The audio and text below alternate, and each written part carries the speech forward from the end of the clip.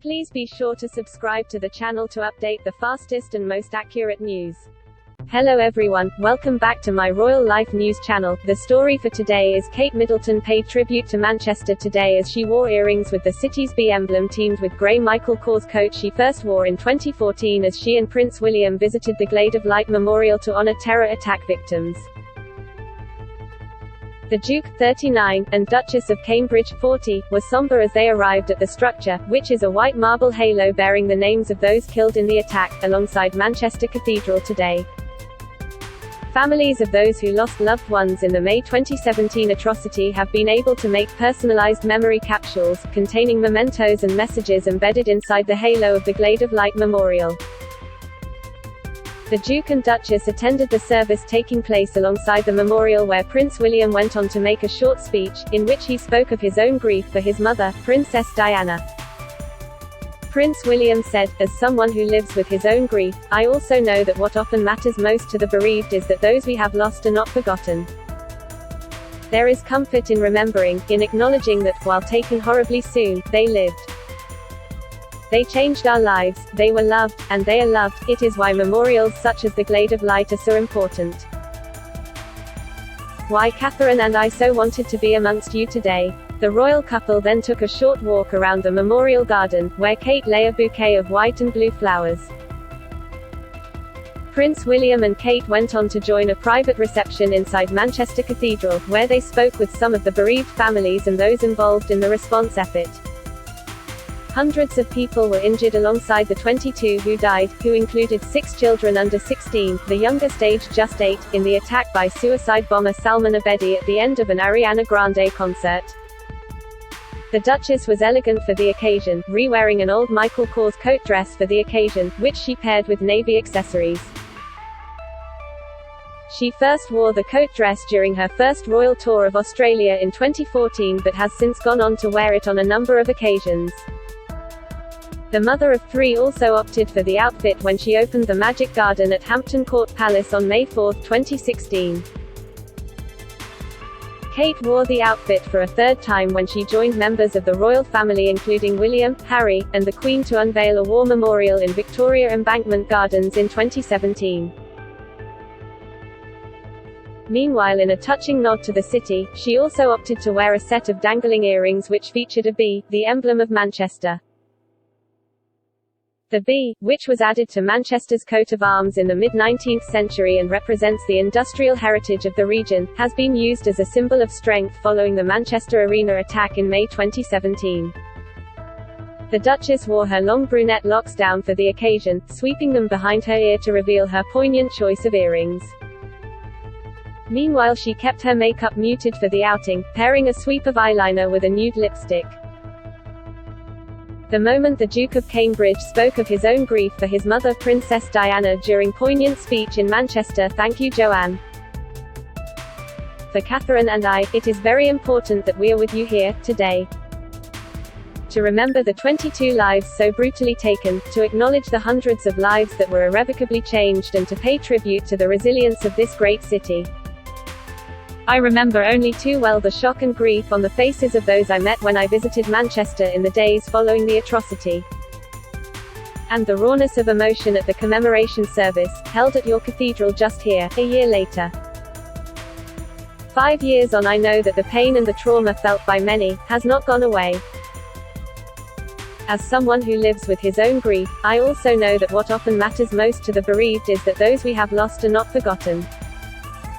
There is comfort in remembering, in acknowledging that, while taken horribly soon, they lived. They changed our lives, they were loved, and they are loved. It is why memorials such as the Glade of Light are so important. Why Catherine and I so wanted to be amongst you today. A memorial is a physical statement that the memory of those who died lives on. It is a focal point for commemoration and reflection, a place of solace for the families, the injured and all those affected. A place for Mancunians and visitors alike to acknowledge what the city went through. It is a counter to the violence and hateful disregard for human life that caused this tragedy. I hope that this beautiful, tranquil space which, for all the challenges, I know many of you were involved in shaping, will provide all of this and more for generations to come. Catherine and I know that the atrocity's impact will last a lifetime and beyond, and that the healing process is still ongoing. We want to assure all of you who are struggling that you are very much in our thoughts. We stand with you as you continue on that difficult journey. Alongside the bereaved, I also want to acknowledge all the lives changed that day. The injured, physically and mentally, the first responders, NHS staff. Those who were in or around the vicinity of the arena, and who provided care and first aid. And we remember the entirety of the Manchester community who responded in the most heartwarming and life-affirming ways possible to support those affected. This was an attack on an evening of music, and it occurred in a city that has given the world so many songs to sing. When the people of Manchester gathered to pay respect to the victims just days after the atrocity, you told the world that your music would not be silenced. Instead, you raised your voices together and you sang a song of love that was written by some of this city's most famous sons. On that day you told each other that you would not look back in anger. And you showed the world the true heart of this extraordinary place. So, when we come to this memorial, let's look back with love for those we lost. Let's look back with love for the people who cared for and protected this community. And let's look back with love for the ongoing strength of the great city of Manchester. The Duke gave an emotional speech at the memorial, in which he spoke of previously visiting the city of Manchester and seeing the shock and grief following the terror attack. Prince William also urged attendees of the memorial to look back with love at those we have lost as well as those who cared for the community. The Duchess went on to lay a bouquet of flowers, appearing emotional as she brushed hair from her hair, while her husband watched on. The Glade of Light memorial site was created to provide a tranquil place of remembrance and reflection for families and friends of those who tragically lost their lives. The tribute is conceived as a living memorial, a peaceful garden space for remembrance and reflection, featuring plants which grow naturally in the UK countryside and have been selected to provide year-round colour and echo the changing seasons. Around the anniversary every year, May 22nd, the white flowers of a hawthorn tree planted at its centre will bloom. The site initially was opened to the public in January, when Figan Murray, mother of Martin Hett, who was killed in the attack, said it would be right up his street and that her son would love the people of Manchester to visit it.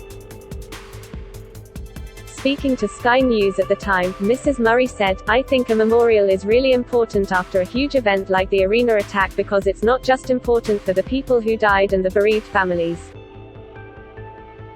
It's important for the injured, for the people who have been psychologically damaged and for the people of Manchester because this is such a huge thing that happened in Manchester, it should never be forgotten. It's also a place for future generations to come and remember, so that they are reminded of what happened that day. It's part of the city's history and it's a really important memorial for that reason, and for all those reasons really." Mrs. Murray said that she had placed a USB stick, some photographs and a few special items that I am sure he would appreciate into the capsule in memory of her son. Prince William previously paid tribute to the people of Manchester for their strength and togetherness nearly a fortnight after the terror attack. The Duke spent the morning meeting first responders and members of the local community to thank them for their strength, decency and kindness after the attack on May 22nd. In a book of condolence at the city's cathedral, the Duke of Cambridge wrote during his visit, "Manchester's strength and togetherness is an example to the world. My thoughts are with all those affected." Earlier today, the Duke supported his father Prince Charles as he stepped in for his mother at the 11th hour to read the Queen's speech after the 96-year-old monarch was forced to watch the historic moment on TV at Windsor Castle due to ongoing mobility problems. The heir to the throne, 73, gazed at the crown before he announced 38 of Boris Johnson's bills for the coming year, including new laws to properly punish eco-hooligans, capitalise on Brexit, better regulate landlords and ensure Britons can pay their soaring bills. Today was a highly symbolic and historic moment for the British monarchy, where the Prince of Wales took on his closest role yet to that of king.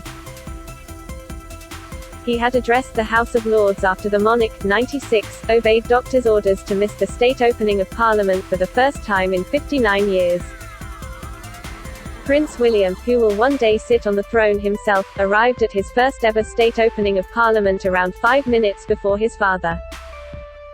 The two future kings were specifically given power to jointly act on Her Majesty's behalf so that the ceremony could go ahead. That is all for today news. Please make sure to leave your comment and subscribe the channel below for more news update.